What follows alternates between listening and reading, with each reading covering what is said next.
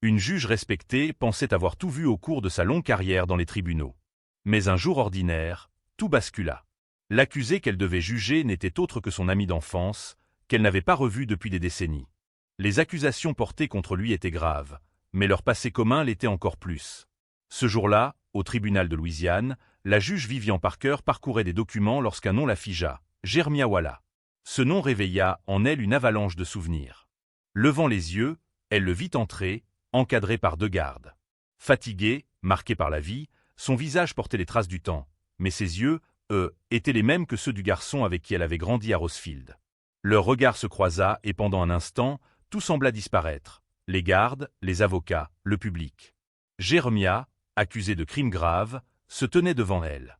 Les souvenirs de leur jeunesse revinrent. Rosefield, ce petit village où ils avaient grandi, était un endroit où les rêves s'éteignaient. Vivian, fille d'un commerçant respecté, et Jeremiah, garçon d'une famille modeste, avaient formé un duo inséparable, défiant les préjugés de leur communauté. Ils partageaient des moments simples, des ruisseaux, des champs et des nuits étoilées. Mais leur amitié fut brisée par les regards pesant des autres et l'intervention brutale du père de Vivian, qui interdit à Jeremiah de s'approcher d'elle. Ce dernier s'éloigna, blessé, et leur chemin se sépara. Des décennies plus tard, ils se retrouvaient, mais dans des camps opposés. Jeremiah, accusé de vol aggravé, de possession illégale d'une arme et de résistance à une arrestation, plaidait non coupable. Lors du procès, Sabrina Holt, avocate de la défense, démontra les failles de l'enquête.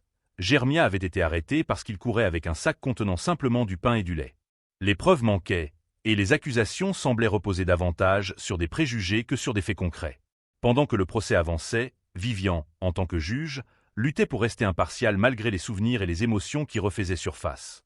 À mesure que les audiences se succédaient, des éléments inattendus émergèrent. Un témoin clé fit son apparition, une vieille dame du quartier où avait eu lieu l'incident.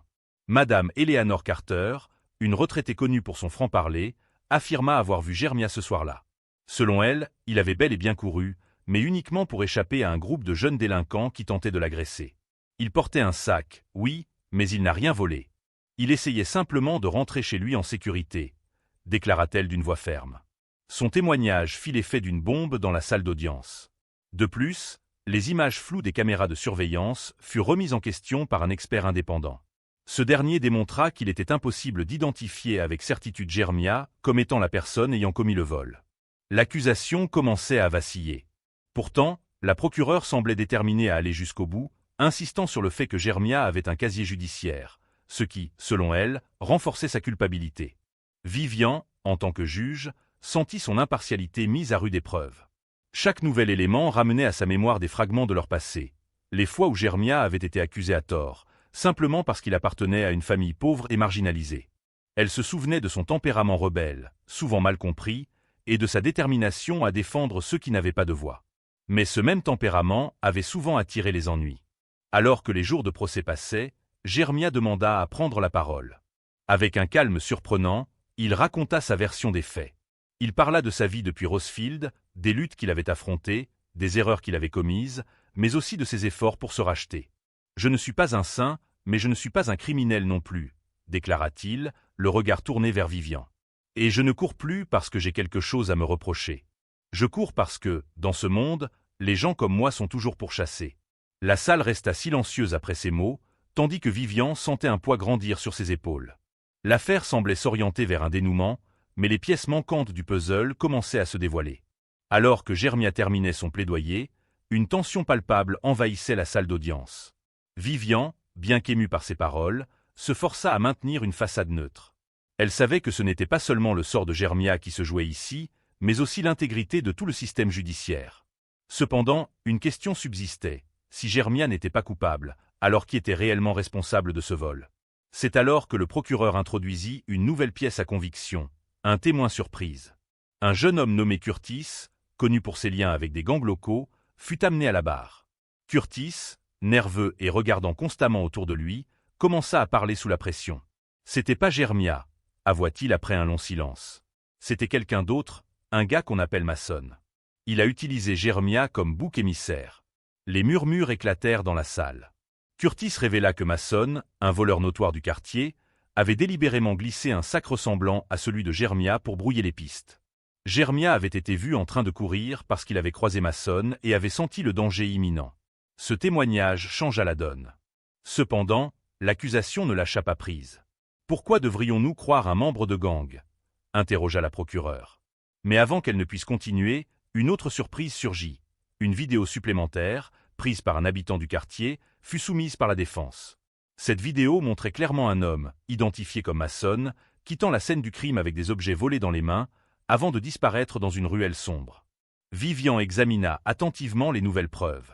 Son cœur battait plus fort que jamais. Elle voyait désormais une lumière au bout du tunnel pour Germia, mais elle savait que le verdict final allait être scruté par tous. Devait-elle suivre son intuition ou rester prudente face aux zones d'ombre qui subsistaient encore? Alors qu'elle s'apprêtait à suspendre l'audience pour délibérer, une dernière révélation fit irruption dans la salle. Mason venait d'être arrêté par la police. Les détectives venaient de confirmer qu'il portait encore sur lui des objets correspondant au vol. Mais Mason, sournois et arrogant, demanda à parler avec la juge en privé, insistant sur le fait qu'il détenait des informations cruciales susceptibles de renverser encore la situation. Après un court moment de réflexion, elle accepta de parler avec lui dans une salle sécurisée, en présence du procureur et de l'avocat de la défense. Une fois isolé, Mason s'adossa contre le mur, un sourire narquois sur le visage. « Vous croyez vraiment avoir compris cette histoire ?» lança-t-il avec arrogance. « Ce que je vais vous dire va changer la donne, mais ça a un prix. » Vivian le fixa, impassible. « Ici, nous ne faisons pas d'affaires, Mason. Si vous avez des informations, parlez, sinon retournez dans votre cellule. » Mason ricana, mais il finit par se redresser. « Très bien. Je vais vous donner la vérité, mais vous n'allez pas aimer ce que vous entendrez. » Il prit une pause dramatique, laissant le suspense s'installer. Germia. Il savait tout. Il était là, il a vu ce qui se passait, mais il a choisi de se taire pour se protéger. En fait, il m'a même donné un petit coup de main. Les mots de Mason tombèrent comme une bombe. Vivian fronça les sourcils, tentant de déchiffrer s'il disait la vérité ou s'il jouait un nouveau jeu. L'avocat de Germia bondit immédiatement pour défendre son client. C'est absurde. Mon client a toujours maintenu son innocence, et les preuves que nous venons de présenter confirment qu'il n'a rien à voir avec ce vol. Mason éclata de rire. Oh, je suis sûr qu'il vous a bien embobiné avec son petit discours d'homme honnête. Mais moi, je sais ce qui s'est passé ce soir-là. Germia n'est peut-être pas le cerveau du coup, mais il n'est pas aussi innocent que vous le croyez. La tension monta d'un cran dans la pièce. Vivian, bien que troublé, refusa de se laisser influencer sans preuve concrète. Si vous avez des preuves pour appuyer vos accusations, présentez-les. Sinon, je considérerai cela comme une tentative désespérée pour semer le doute et détourner l'attention. Mason sourit, cette fois plus sombrement. Les preuves, je les ai, mais elles sont bien cachées. Vous voulez savoir la vérité? Faites-moi un deal. Réduction de peine, et je vous donne tout. Sinon, bonne chance pour démêler ce bazar. Vivian serra les mâchoires. Elle devait maintenant décider si elle allait jouer le jeu de Mason ou s'en tenir aux preuves déjà présentées. Ce choix risquait de changer le cours de l'affaire, et peut-être même de révéler une vérité plus complexe que prévu. Vivian prit une profonde inspiration, pesant chaque mot avant de répondre. « Mason, je ne marche pas dans vos jeux. Si vous avez réellement des preuves, vous les fournissez maintenant.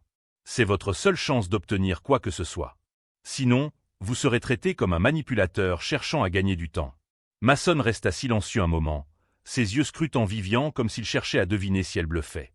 Finalement, il se pencha légèrement en avant, son sourire ayant disparu. « Très bien, vous voulez jouer à la dure. Je vais vous donner un avant-goût. » Il se redressa et pointa un doigt accusateur vers l'avocat de Germia. « Demandez à votre client pourquoi son empreinte se trouve sur la valise qui contenait l'argent volé. » La pièce s'emplit d'un silence lourd. L'avocat de Germia sembla décontenancé avant de lancer. « C'est une accusation ridicule. Aucune preuve au dossier ne mentionne cela. » Mais Mason ne se démonta pas. « Ah, parce que vous n'avez pas encore fouillé assez profondément. Il y a une liste d'empreintes dans les preuves de la police, page 78 du rapport. Elles incluent les miennes, bien sûr, mais aussi celles de Germia. Ce n'est pas une coïncidence. » Vivian se tourna vers le procureur, un mélange de scepticisme et de curiosité dans les yeux. « Est-ce vrai ?» demanda-t-elle. Le procureur, pris de court, fouilla dans ses dossiers avant de répondre d'une voix hésitante. « Je ne suis pas sûr. Je vais devoir vérifier cela immédiatement. » Vivian se redressa. « Bien. Faites-le rapidement. Si ce que Mason dit est vrai, nous aurons des questions sérieuses à poser. Et si c'est faux, Mason, votre crédibilité sera réduite à néant, et toute demande de clémence sera rejetée. Masson sourit, cette fois avec une lueur de triomphe dans les yeux. Vérifiez. Je vous attends. Quelques minutes plus tard, le procureur revint, un air grave sur le visage.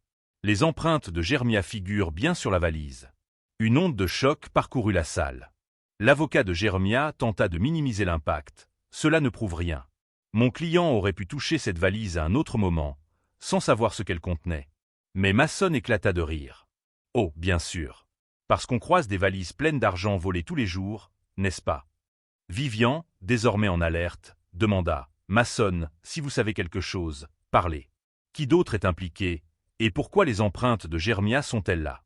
Masson haussa les épaules, son regard brillant d'une satisfaction malveillante. Je vous l'ai dit, Jeremiah n'est pas innocent. Mais ce n'est qu'une pièce du puzzle.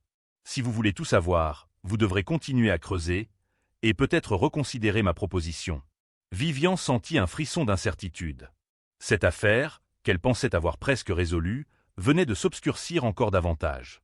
Elle savait qu'elle était sur le point de révéler quelque chose de bien plus vaste et sinistre que ce qu'elle avait imaginé. Vivian sentit le poids des regards peser sur elle. Masson, avec son sourire narquois, semblait maîtriser la situation, mais elle refusait de le laisser prendre le contrôle.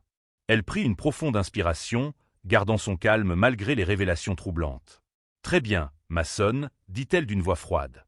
Si vous avez d'autres informations à révéler, faites-le maintenant. Sinon, votre jeu s'arrête ici. » Masson croisa les bras, se penchant légèrement en avant. « Ah, Vivian, toujours si pressé. Mais ce genre d'affaire mérite du temps, de la patience. Vous voyez, l'histoire que vous croyez comprendre n'est que la surface. Jeremiah n'est pas le seul dont les empreintes se trouvent sur cette valise. Et devinez quoi? Il y a quelqu'un de bien plus important impliqué. » Le procureur, qui feuilletait frénétiquement les dossiers, releva la tête. « Que entendez-vous par plus important ?» demanda-t-il, son ton hésitant. Masson sourit, savourant l'attention qu'il recevait. « Ah, ça, c'est le point le plus intéressant de cette affaire. Vous voyez, Jeremiah n'était qu'un pion. Quelqu'un d'autre tirait les ficelles, quelqu'un de puissant et bien caché dans l'ombre. Vous voulez des noms? Alors écoutez bien. Regardez les documents financiers, les virements bancaires liés à cette affaire. Une trace conduit directement à un investisseur influent. Quelqu'un que vous ne soupçonneriez jamais. » Vivian fronça les sourcils. Des noms, Masson. Pas des énigmes. Masson hocha la tête, prenant son temps. D'accord, puisque vous insistez. Mais préparez-vous. Ce nom pourrait bien secouer votre monde. Il se pencha en avant, savourant le suspense. Ethan Royce. Un murmure d'étonnement parcourut la salle. Ethan Royce était un magnate connu pour son influence dans les cercles politiques et financiers. Son nom associé à cette affaire compliquait tout. Vivian resta impassible, mais son esprit travaillait à toute vitesse. Des preuves, Masson? Ce n'est pas parce que vous lâchez un nom que cela devient crédible. Masson haussa les épaules. Vous voulez des preuves? Elles existent. Fouillez dans ses transferts internationaux, dans ses connexions avec certaines entreprises offshore.